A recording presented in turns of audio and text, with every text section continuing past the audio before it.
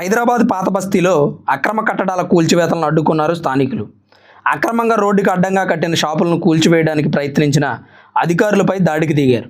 Charminar town planning officer ఆధ్వర్యంలో జరుగుతున్న అక్రమ కట్టడాల కూల్చివేతల్ని ఎంఐఎం ఎమ్మెల్సీ రైమాన్ బేగ్ అడ్డుకున్నారు. కార్పొరేటర్ సోహెల్ ఖాదర్, అతని అనుచరులు షాపు ఓనర్లతో కలిసి బుల్డోజర్లను వెంబడించారు. అధికారుల మీద కూడా ఆగ్రహం వ్యక్తం చేశారు.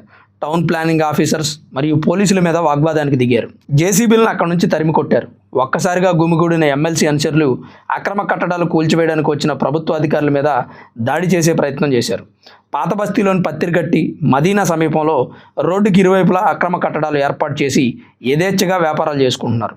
దీనివలన టౌన్ అభివృద్ధి కార్యక్రమాలకు ఆటంకం కలుగుతుందని, హైకోర్టుకు వెళ్లే వాహనాలు, చార్మినార్కు వెళ్లే వాహనాలు ట్రాఫిక్ వలన ఎక్కడికక్కడ నిలిచిపోతున్నాయని, దానిని అధిగమించడానికి టౌన్ ప్లానింగ్ చేస్తున్నామని టౌన్ ప్లానింగ్ ఆఫీసర్ అక్రమ కట్టడాలను కూల్చివేసే దిశగా అడుగులు వేశారు.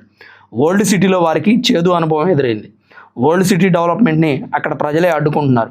ప్రభుత్వం ఏం చర్యలు తీసుకోవాలో అర్థం కాని అయోమయంలో పడిపోయింది.